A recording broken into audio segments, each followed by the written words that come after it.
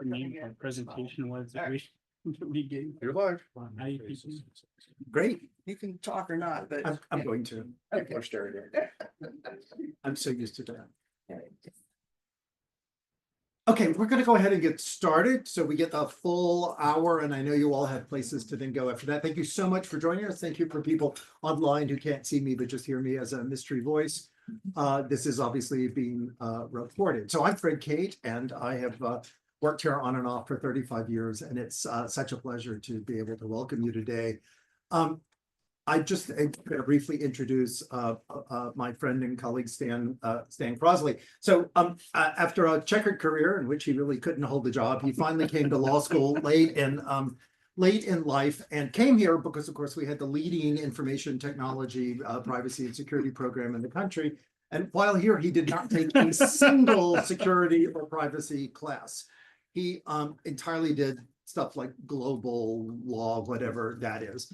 And then graduated and promptly became one of the nation's leading privacy and security lawyers. And so today, 20-something years later, he has moved on. He was the chief privacy officer at Eli Lilly and Company, the first chief privacy officer there, and the first chief privacy officer really in the sort of healthcare pharmaceutical space in the nation. He then went on to found the International Privacy Pharmaceutical Association Consortium, it's IPPC, which brought together pharmaceutical companies from around the world dealing with privacy companies.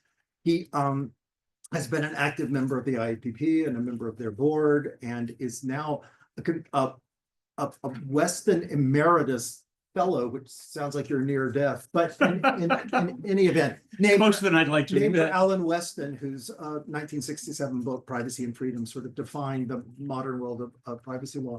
He's Apple's primary outside counsel for health-related things. Sorry, for those of you on the web, I want to make sure. And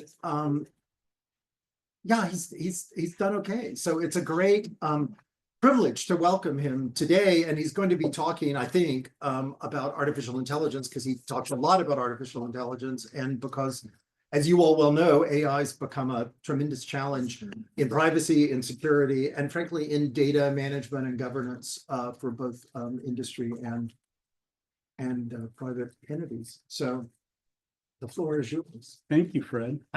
This was recorded, right? Because I'm going to want to play that back and dub it some, because that's he wouldn't be that complimentary in most settings. That's true. It's not a lie. And Fred and I have worked together a long time, although 35 years, God, that's a long time. But we have. It's a pleasure being here with you today.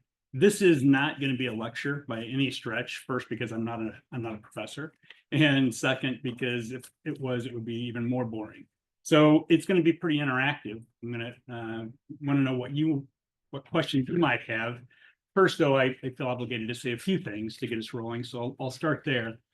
The talk is, I'm not sure who came up with the title. I think it must have been AI, but, navigating the convergence, AI development, and digital governance in multinational corporations. Rachel, did you come up with that title? Wasn't me. Okay, so anyway, I love the title. It's not nearly as exciting, but it is that complicated, where we are headed. And the complication comes in a lot of different ways, right? It's an unprecedented moment in time for attorneys, and it's an unprecedented moment in time for cyber professionals, because we have this convergence of tech, which you are all very much aware of, more so than I am. But we also have this complete changing of the business model. Companies that for a century have been in a certain business model are now shifting to say, actually, you know what, we're a data company. The early adopters were doing that in 2000, but now you've got mainstream, companies, marketing, laundry goods and paper goods are now consumer centric, and pharma and med device, which in the 90s, it was prohibited to talk to consumers. Right? Those laws changed, and now they're very patient-centric, or trying to be. Not doing it well in some cases, but the business models are completely changing. So tech is changing, and the tech adoption curve is completely different than it was when when Fred and I started, where pagers were used. And the adoption curve now, I mean, it took us 10 years before we started understanding privacy and understanding things like IRP, enterprise resource planning research or resources and software.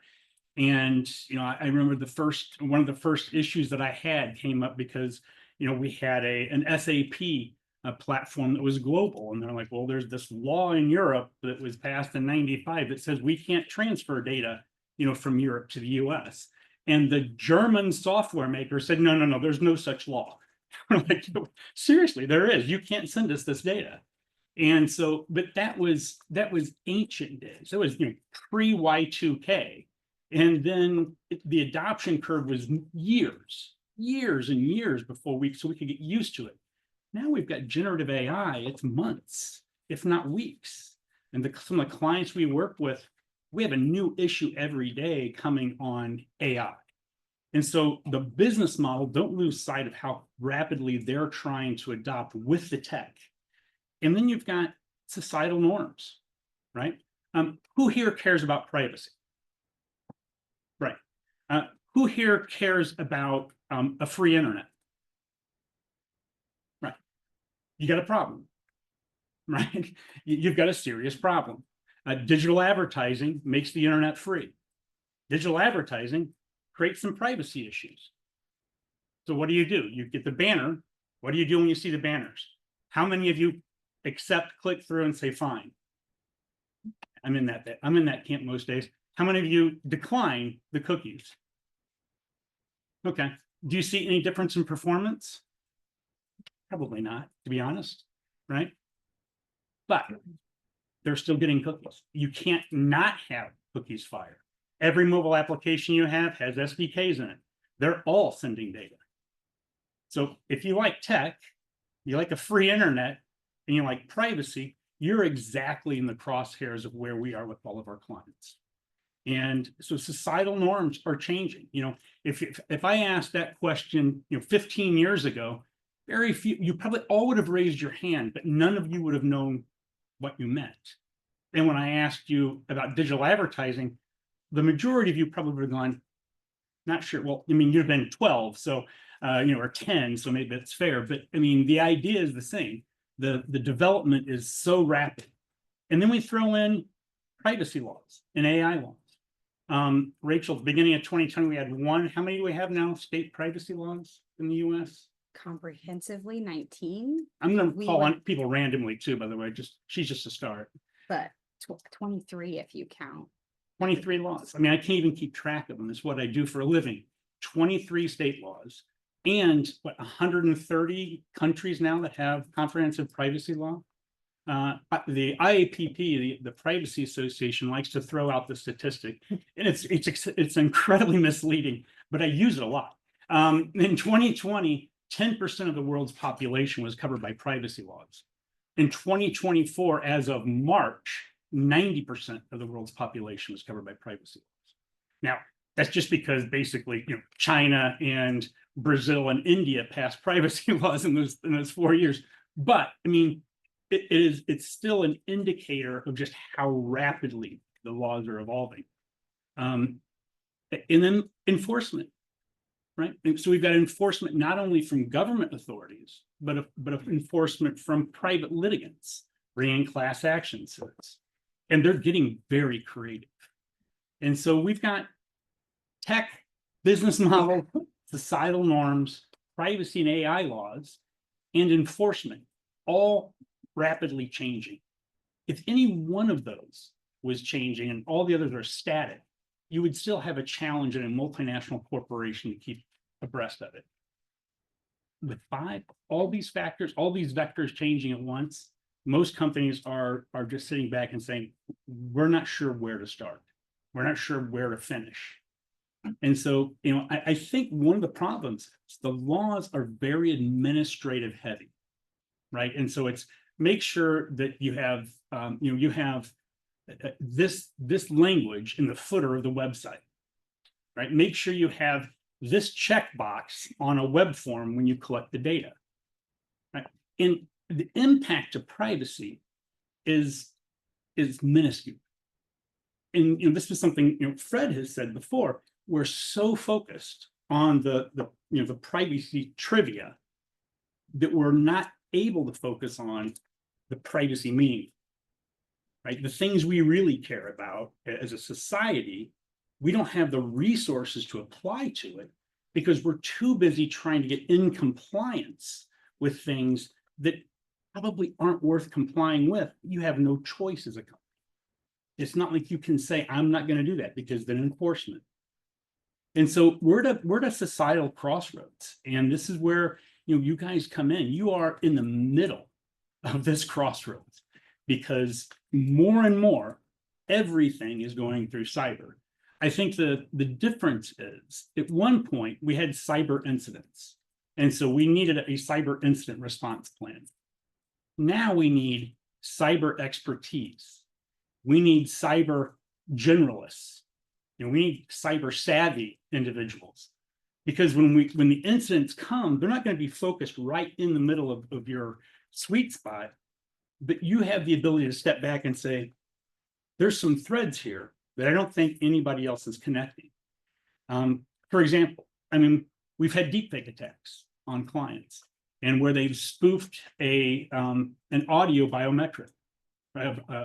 And so they've gained access to systems through a biometric spoof. And on one hand, you're like, well, that's a very specific attack. They're trying to get access to systems. But you've got to step back a second and say, wait a minute, it's a pretty sophisticated attack, right? That is, you've grabbed someone's, audio off of, a website with enough clarity to actually create a voice print that you can then apply to a biometric to gain access. That's not most people that are doing that. Although now with, the latest development with Google's latest iOS, it's not all that difficult, especially deepfake. But you have to ask yourself, okay, well, Sarah had her voice faked, but who's their real target and what's their real goal? Maybe this is a proof of concept. It worked. Guess what? Now we're going to go to the executive and we're going to start spoofing the executive or the set of executives or have a web conference with the executives that they never attended with the sole goal of dropping the stock price. So maybe that's the longer play. And as cyber experts, you're the only ones who are going to see this whole playing field playing out.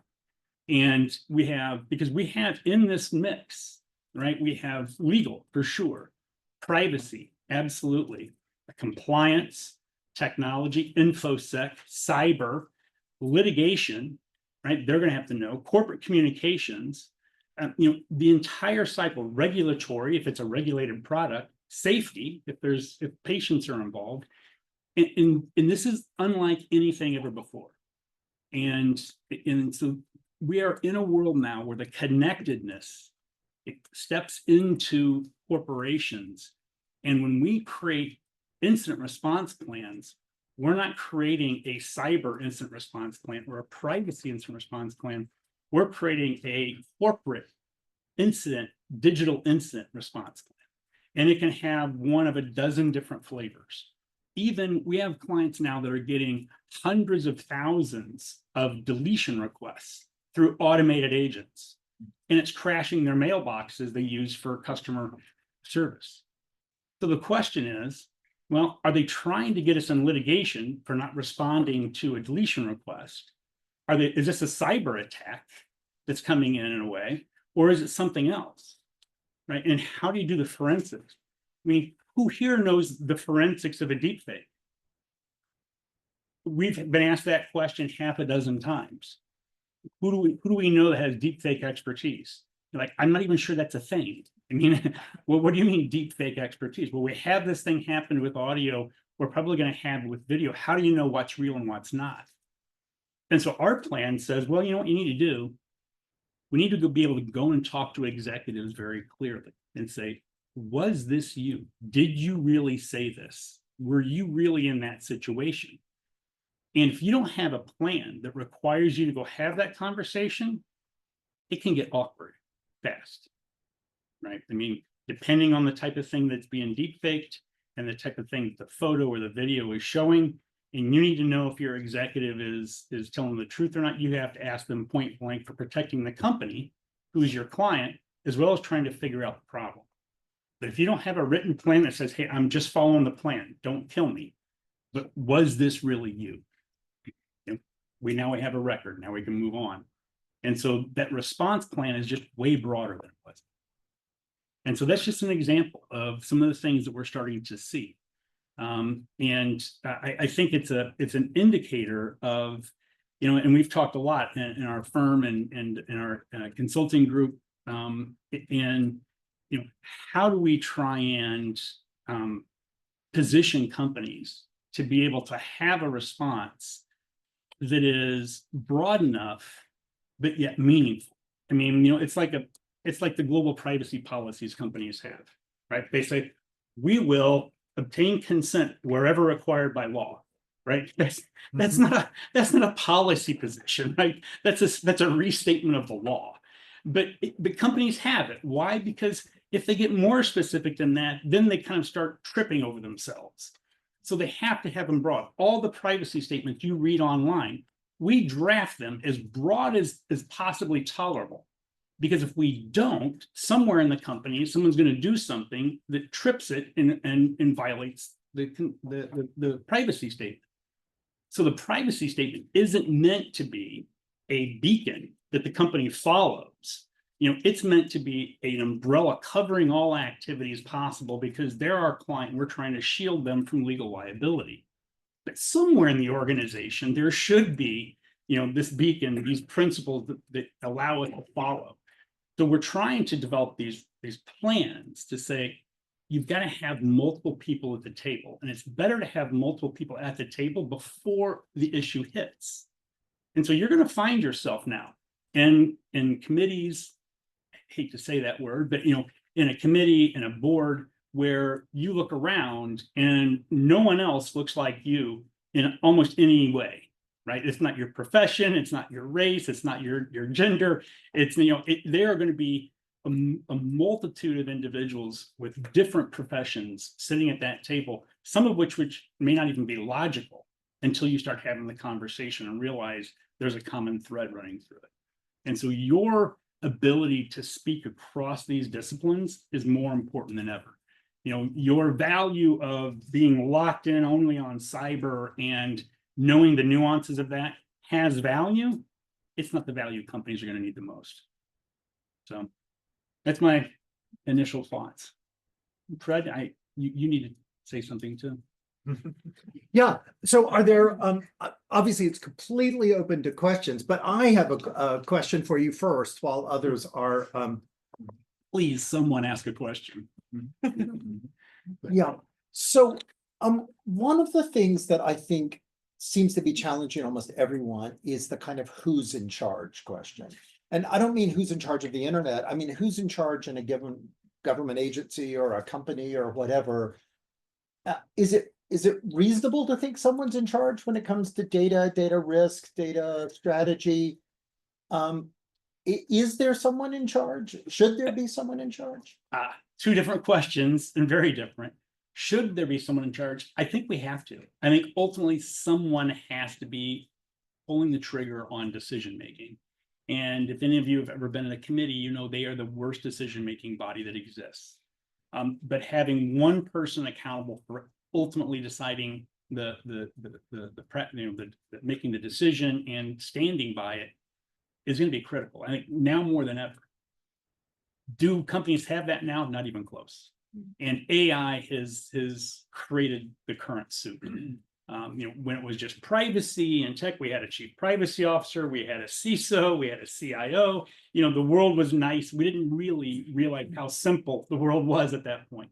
And then AI comes in, and you're like, well, who here is in charge of review of AI technologies? Who's in charge of the in-licensing? Procurement's like, well, we do in-licensing. We're like, okay, fantastic. Do you know what you should be asking, for AI developers? Silence. They have no idea. Okay, let's go to InfoSec. Yeah, we know the security controls. Okay, well, what about the data source issues? The data provenance. Who here is in charge of data provenance? And so you can go down the line. AI brings those things together like never before. And so it's both an application review, it's a security review, it's a privacy review. It's an intended use review, because the capability of like a Gen AI, we have companies who've said, well, we're going to bring Gen AI in. And you're like, okay, but what's the permitted use of it? Well, we want people to be creative. Oh, they will. They will be creative. Where's the data going after they enter the queries, right? Those are the early days. And it's like, what do you mean? Well, OpenAI has their own server. It's not your server. And so who's making that decision? And the business says, this is incredibly important. And no one is offering the resistance of saying, this is high risk, at least not an aggregated risk, right? Cyber says, well, there's a cyber threat if we leave this port open, or privacy says, well, we could have a privacy risk if they didn't have the data source right.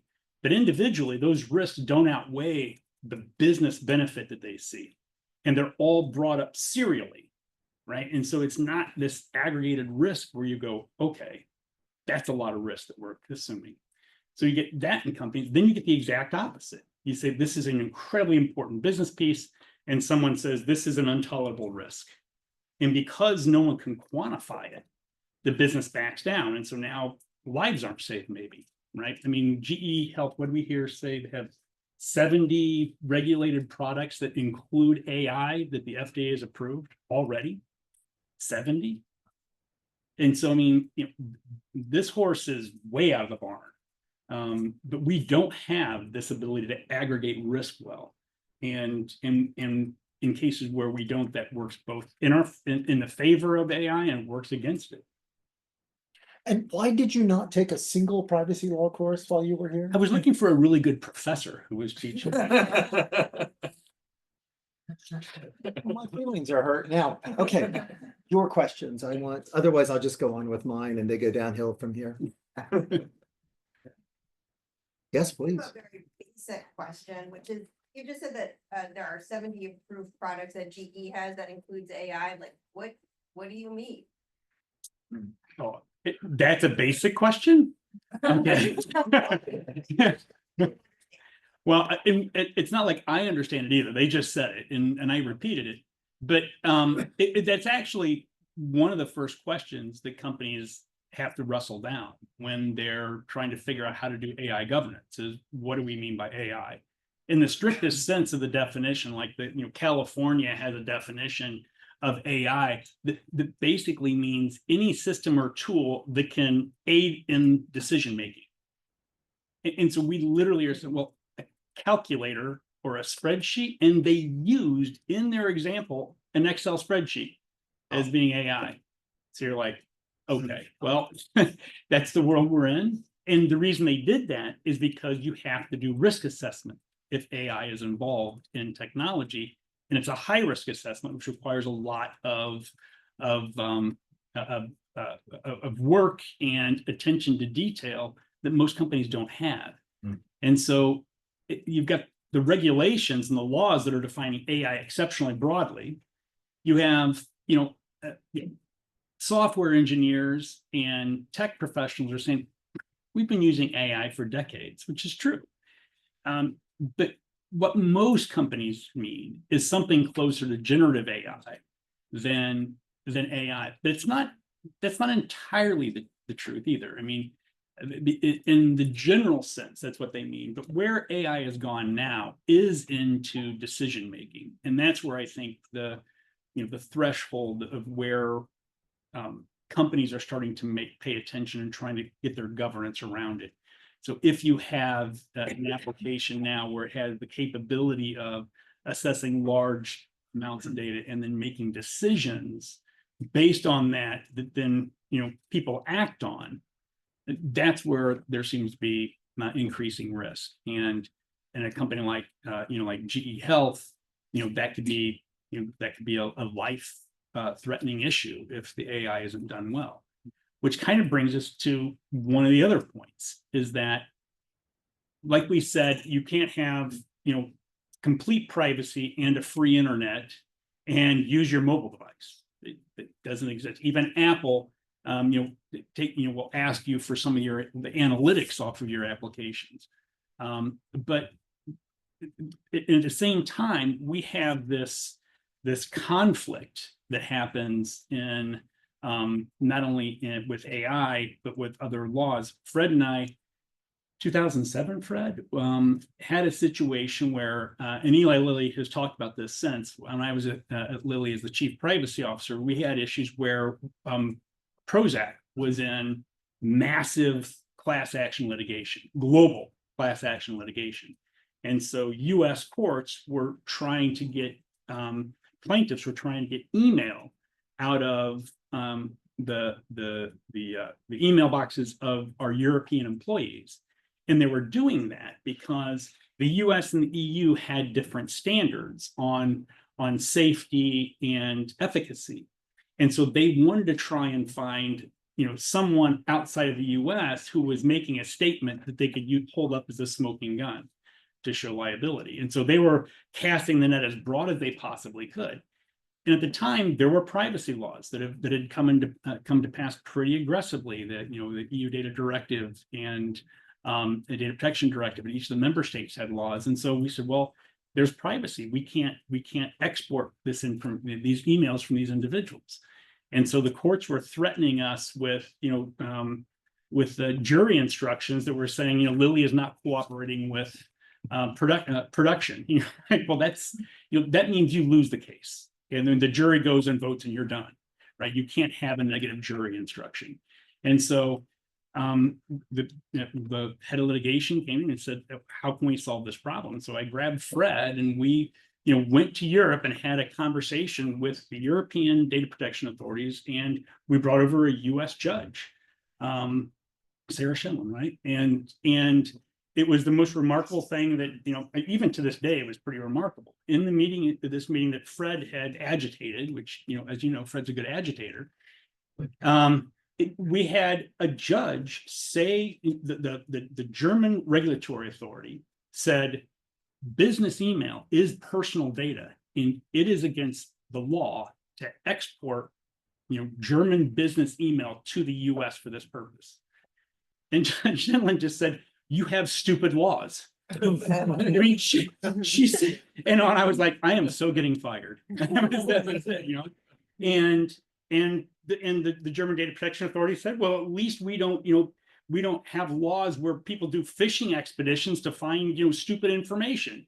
And they kind of fought back and forth, and we kind of sat back, and they finally said, well, maybe we can figure this out. And Fred ended up writing drafting a recommendation. They adopted it wholesale, and we were able to do a modest amount of enough e-discovery from Europe to satisfy US courts that we weren't trying to shirk our responsibilities. And so, but we run into that everywhere, right? Safety is a big problem. We need lots of data for safety purposes. AI is another. I mean, we run into this issue where we've got a lot of scraping going on the internet, and it's robot.txt, and it's permissible tag scraping, and then you've got copyright law now that is trying to get us started to say that that's a violation of copyright. And you were a copyright professor, I think, when I was here. I did. Yeah, you didn't take that either. And I became a copyright attorney after that, just to be clear for Lilly. So yeah, I probably should have raised that. So these conflicts happen a lot, and so we find ourselves in circumstances, not just where we have policy problems or ethical problems. We have intractable, is that a word? No. Yeah, impossible legal conflicts that we can't resolve easily, which then leads to broader policy issues. Yes, Yeah. please. Yeah, so two things. One, just very quickly, I just got out of private practice at a labor union, and I just wanted to lift up the point you raised about the interconnectivity of you just can't be a cyber person, like breaking the doctrinal silos, right? Because honestly, even for all the stuff you were mentioning for a company, it's all the stuff I was thinking about for a union, right? As a large international union. and its data security issues and how it affected the workplace. So my question though is going to come from like a workplace kind of center, and then I think to hear your thoughts on general applicability. So like one of the things that has come up in the labor kind of space about how to regulate AI, for example, when companies are making hiring decisions, right, based on an AI in reviewing how a person talks, speaks, responds to questions, et cetera, is to have kind of localized either AI monitors at specific businesses, or to expand collective bargaining rights concerning to allow, for example, for unions to negotiate with their employers around governance, data governance issues. I'm curious, and full disclosure, I testified at this AI conference that Chuck Schumer called together right during last year. And I said to them, look, from the perspective of expanding government to regulate AI, it makes no sense. You're going to have to look at intermediaries. I'm curious, and OSHA, for example, has that, like where there's supposed to be OSHA coordinators at different work sites, et cetera, et cetera. My question is, would that kind of framework that kind of allows or deputizes a monitor or like a third party, let's say, for lack of a better term, to engage on a company by company or enterprise by enterprise, or maybe even sectoral by a section basis? I'm thinking about the conversations made with regard to sectoral bargaining. Would that help at all solve any of the kind of problems that you're talking about? Or is really the solve, let's say, everybody's adopting the EU AI Act by way of example and applying it writ large across the world? Like, I guess what I'm trying to get at is bottom up better or top down? Yeah, I mean, top down is never going to work, and conversely, bottom up without a clear directive is never going to work, right? And so we've tried both. I think what you're proposing with AI monitors solves a different problem, right? I mean, it is, is there a safety issue that's evolving? But there was a case recently, the Rite Aid case, and Rite Aid was using face identification and algorithms and AI algorithms to identify individuals in their stores who had previously been convicted of shoplifting. And so, there's a number of points where this probably should have been interrupted in a business cycle, right? And had there been an AI monitor saying, well, wait, you're going to use AI for what? Maybe that would have been an intervention point. But what happened is it worked flawlessly initially. And then over time, because they had a kind of a closed loop system, they didn't want the algorithm, they didn't want the data that was being used to make the determinations to go back to the developer of the algorithm of the AI, because that they saw it as secure and sensitive and privacy and security risks. So they kind of cabined off the data flow. But when they did that, they got algorithmic drift. The algorithm started just being advanced based on the limited data set that it was being introduced to. And so over time, it started skewing in a more biased fashion until it was teens of color were getting stopped in incredibly disproportionate manner. And they clearly were not shoplifters. And then finally, they didn't have like an appeal process. So in the store, it was like, you need to leave. We don't allow shoplifters in our store, right? Confrontations with employees. And that's just never going to go well. But what the FTC did in their prosecution, they said your failure was you didn't monitor it, right? You launched this into the world and then you sat back and said all is well, and you didn't think to monitor how the outcomes were being met.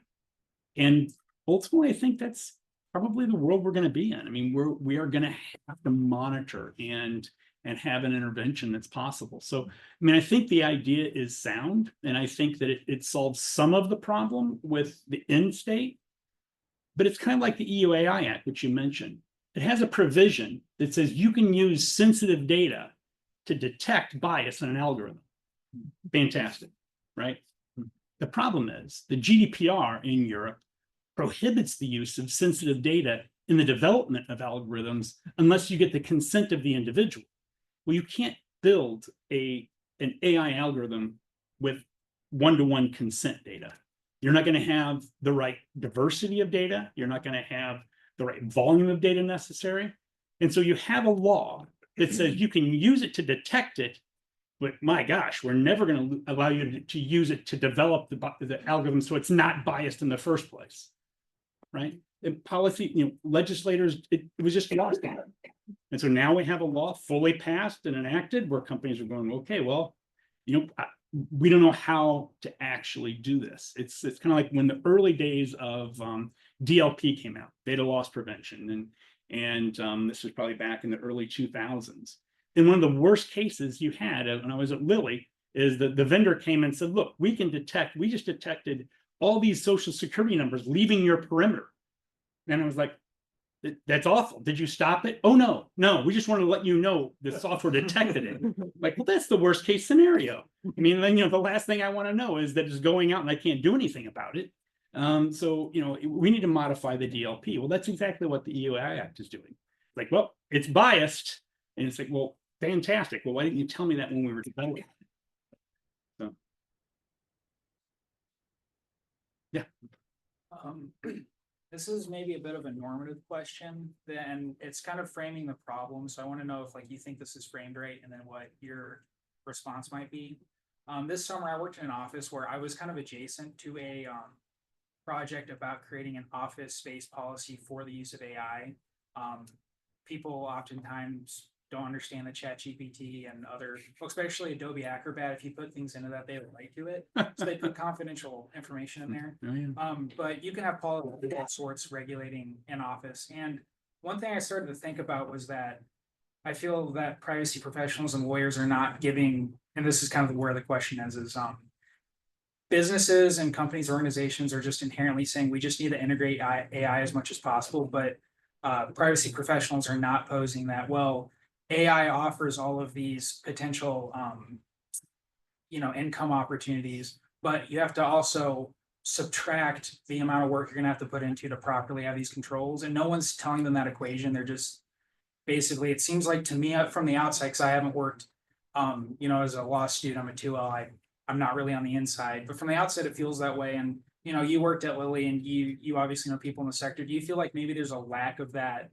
Well, you need to subtract out what you're going to have to put the correct controls in. And is that even framed the right way, that issue? I'm smiling because it is shockingly accurate and shockingly unaddressed in almost every way. Right. And the reason it is because most companies are set up with budgets that are siloed. Litigation has a budget, $50 million litigation budget. Marketing of a product has a budget, $10 million marketing budget. And what marketing does has a direct impact on litigation, right? What litigation does has a direct impact on marketing, but the two don't talk, right? And so, and that's been true forever, like even in vendor negotiations, right? And when you're an attorney, you get into vendor negotiations all the time. And as IT or security professionals, you're going to be doing assessments of these vendors.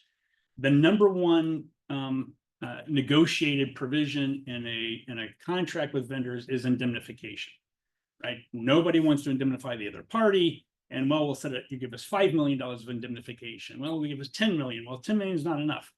Well, I've been in endless numbers of those conversations and negotiations where I say, and how much is the contract for? And what type of data is at risk here? Right? We're just negotiating, it might as well be, well, we'll take butterflies. No, we want zebras. Right? I mean, there's almost no correlation to risk within an organization. In some ways, you get this more blatantly with like mergers and acquisitions, but they're aware of it, right? If you're acquiring a company for $5 billion and privacy comes and says, we got a huge privacy issue, they will inevitably ask, well, what could that cost? And you're like, 50 million. They're like, that's fine. We'll deal with it after. This is a $5 billion acquisition, which makes complete sense. They've set the bucket of risk and they're saying, we're doing this. And in a way, companies are doing this kind of without that much knowledge about the process. They're saying, well, it can't possibly cost us that much if procurement does something stupid. So we'll just let them do their thing. They'll keep, you know, our risk down as much as possible, and we'll move from there.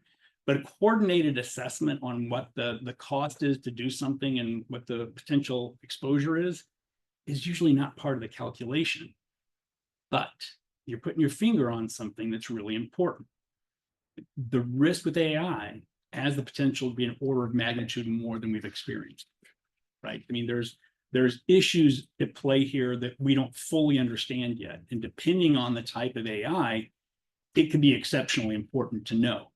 And we've started trying to have those conversations about, and it's not just privacy risk, right? It's security risk. Well, if you do that, we're going to have, a fully containerized system, and this is going to have to be in a different, offsite. We're not going to have the same, security access, limited access, and security controls. Well, you got to stand up a data center separate for, an AI tool.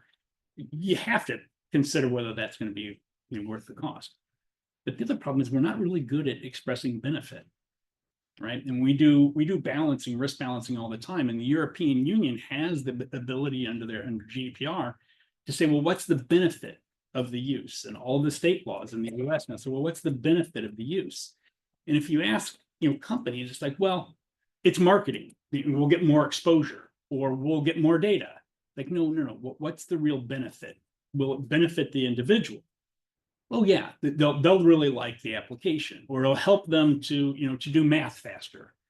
Like, okay, we need better quantification of exactly what benefit is coming. And I say, so I think is that what's the real benefit, kind of without all the the superlatives, and then what's the real risk? And both of those are kind of aggregations, and this is kind of back to what we're talking about. It's really a bigger universe of a conversation. It can't just be individual silos making these decisions anymore. And this is coming hard and fast on companies. California has a provision in its privacy law where for high risk assessments, you have to create a digest of the risk assessment that was completed. So here's the risk that we see, we quantified it. Here's the mitigating controls. We're using encryption, limited access to the servers, et cetera, minimum use of the data, delete it as soon as we can, right? Mitigating controls. You have to put all that into an assessment process. And then that assessment, you have to kind of boil it down to the essentials. And then that has to be actually turned into the regulatory authority for review. And it has to be certified by a designated officer saying that we undertook an appropriate risk assessment prior to processing beginning. And under California law, there's a false documents law that makes it criminal if they're lying on that document. And lying means not knowing enough that it was a lie, right? And so all of a sudden, companies are starting to step back and go, wait a minute, we need this process to be much more defined. But I think you've hit the, it is really difficult to do those things. Yeah. Yes. Hi, so first of all, I'm not a lawyer. And so, or even a law student, but been working in the privacy space for a very long time. And for the last 7 years, we've been working at the IEEE for a standard that is that involves a very simple legal product called the contract that seems to me like it could help a lot of these problems. And so it's right now up for voting, but if it happens as a standard, it's human readable, lawyer readable, machine readable contract that the individual offers. So you would say, I'm happy to be on your website. I'm happy to do business with you as long as you don't track me off the site. That would be one of the contracts. And we're involved with I'm on the board of a nonprofit called Customer Commons, and Customer Commons, in the same way that Creative Commons holds these different agreements, will hold like a series of agreements about, what the one we call no stalking is. You can follow me while we're on the site, but not off the site. So in other words, where I'm going with sort of a question is, has this ever been considered?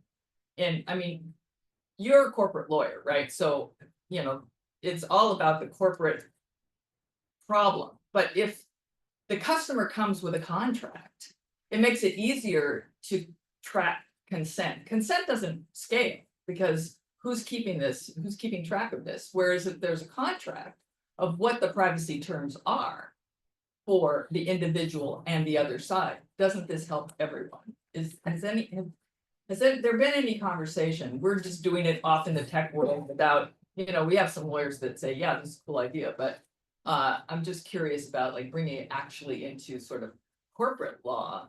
Wouldn't it be a helpful thing that has benefits, but it isn't really, it's not a cost situation? Yeah, I guess I always start with harm.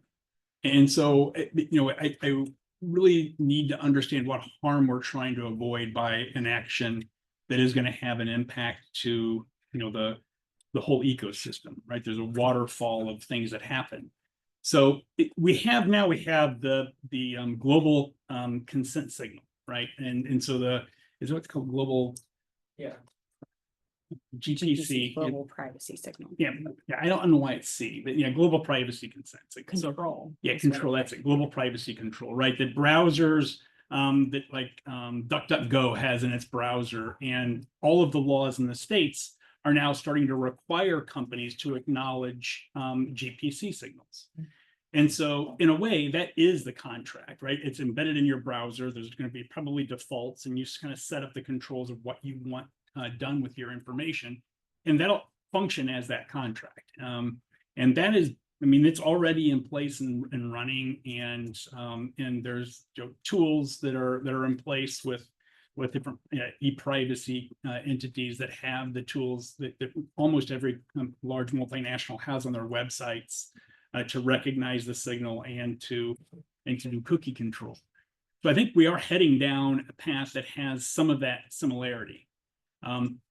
Again, I personally think that the focus on digital advertising as the evil is probably not the right focus. I don't think that's our biggest harm that we're facing, and I think there's unintended consequences that are going to come with that.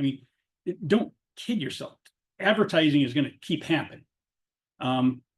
Google doesn't really care what you do; they just want to market to you. Now, where I think it gets really tricky is the stuff where Fred is a kind of a specialist, is government access to that data. That's where it gets incredibly uncomfortable, right?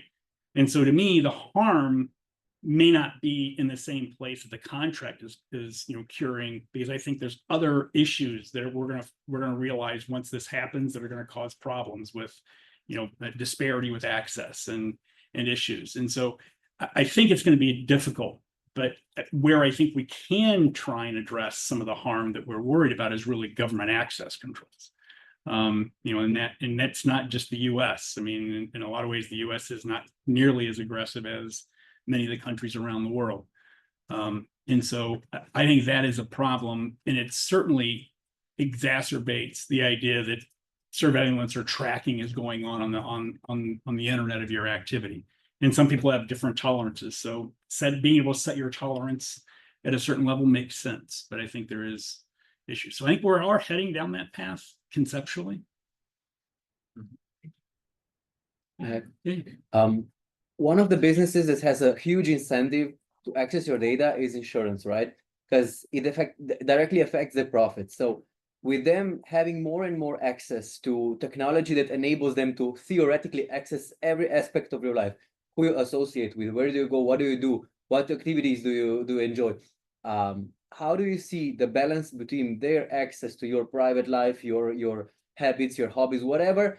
Where's the balance we can strike with our privacy and our right to be left alone, and our right to be insured, but still have a right to a private life? Love it. I think this is exactly the right question, right? This is clear harm, and potential benefit. How do you balance these, and where do you draw the lines? And I think that's exactly the analysis that makes sense to me. And so, again, we've made this decision in areas like health, right? The Genetic Information Non-Discrimination Act. You can't use genetic information for healthcare coverage, but we haven't. Your genetic information isn't protected, by the way, in about half of the states from life insurance determinations. right? Or long-term disability. Again, half the states prohibit it, half still permit it. In insurance, driving, I mean, State Farm, I think, that has the app that, they have all the commercials, safe driving, you get a discount. There's no discount. All right, they're selling data and they're using the data to affect rates. I mean, let's just be clear. And there's no law that says they can't, because you're giving it to them when you use the app, right? And so, these decisions are made, and if they're not made knowingly, I think it's really a problem. And, insurance companies getting access to data for these things where you aren't in the loop is a problem. And I think we had that, I think that was the issue with some of the autonomous driving and the digital cars. We've got a lot of that data. So I think I think the balance is that awareness. And I'm not saying notice and consent, by the way. That is a horrible construction, right? And we've known this for, it's unethical. We've known it for decades, that this is the law. This is what laws keep perpetuating because it's easy. But it is awareness and in action. So I think, I think you're onto something, and it's going to be litigated for sure. So I work as a risk engineer at like a major company. I'm doing my PhD with a minor in law, and then I was in the MS program as well. But we do these. Maybe you should come up here. No. So we do, I wanted your input from like a corporate setting. So we do these risk assessments, right? Whether it's in-house or with a vendor. And we have to go through sourcing and procurement. We have to complete a security engineering assessment. There's a VIP, vendor impact assessment, compliance by design, privacy impact assessment. I can go on. We have all of these processes. And what has once taken 2 to 3 months to get authorization to operate these assessments now takes 4 to 6 months at least. And so my question is, this is impacting business at some point. There's a cost, there's a loss.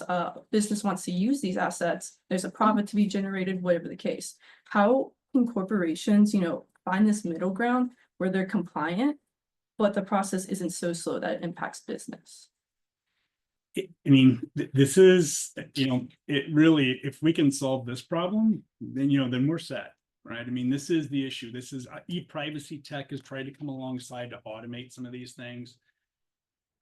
In my opinion, you probably have assessments where assessments really aren't necessary based on risk. And so we're not really understanding the risk profile or differentiating by risk profile. So, someone comes in with pure B2B data and someone comes in with patient information, and they're all put through the same model. Yes. Right? It makes no sense, right? So there should be something up front that's a filter that says, what do we think is high risk for our organization and high risk for individuals? Those things get assessments. Everything else, we need to know the risk and see whether we can accept it. And you simply cannot. I mean, we've got companies with 100,000 vendors, easy, and it's impossible. And you're right, the assessment just keep growing. Well, that's depressing. Yeah, I thought so. I think we have time for maybe More one back here. She was asking question. Also, I was just thinking, all traditional business models as such always look at things in terms of profits and losses and monetary terms, and that's how we quantify our benefits and risks as well. But sometimes when you bring in AI, especially at the pace that it is at right now, doesn't like the overarching business model itself, shouldn't it like remodel itself in a way to have a better overarching theme? Because if everything is put in numbers, then how does it make sense? Because then you use AI always for convenience, you're chasing those profits, but there's always so much put at stake at the same time. So should the overarching principle still be profits, or is there some ethical principle on top, or something that guides businesses in a more, I don't know, conscientious manner than it is right now? It's a great question. And I think that, quarterly, you can get into this trap of thinking that companies are kind of steering the ship based on quarterly returns, and that's all numbers. But the best companies, that's not really how. I mean, the best companies think longer term and longer term impact, impact to their, to the individuals that interact with the company, impact to the company's reputation. And so you can make, a ton of money in a short time. And if it destroys your reputation with your primary constituency or it harms them, you're not going to be in business long. And we've seen that happen to companies, right? And then we've seen, companies like Apple who has said, you know what, privacy is going to be our focus. And they've centered everything around it. In the early days, that was simply a principal stand. Now they're actually seeing revenue because of it, right? Because of what's happened around. And so, that was a long-term vision that, no one else was, believing because, either the product is free and the data is being used, or the product is expensive and they're not using the data, right? I mean, that's typically the way the models are. But you're right, the AI exacerbates the circumstance where if companies don't have a broader perspective to consider what's the actual impact, and I think it comes back to, do they know what the risk is? You have to almost leave that open to say, we're going to monitor and see what ultimately happens from a risk perspective. But if we can't quantify it, I mean, that's where the hard decisions are going to come out, right? Is there a quantified benefit? But we know risk is there, but we haven't seen it yet. How long do you let that run? And I think that's where the principles are going to have to come in. So I think you're right. I think we're always going to see companies quarterly on numbers, but longer term, seeing what the result is. Okay, I guess that can be considered cheerful. So we're gonna have to accept that as cheerful. So again, thank you all so much for joining us. I feel like the important lesson today is it doesn't matter what you study at the university, you can go on to succeed. Anyway, please join me in thanking Stan Crosley.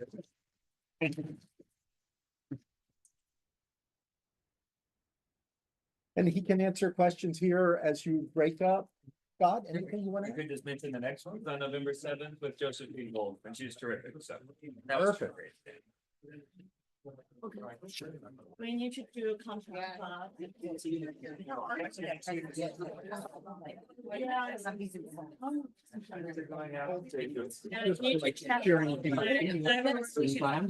That is Sorry about that. Yeah.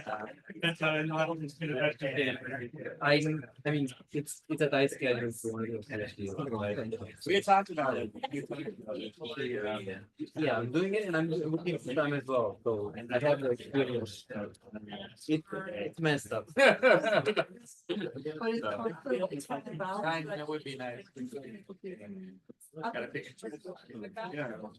Once the kids are gone, different story. I know. Yes, it works again, right? Isn't it? Nowhere else to get so much information.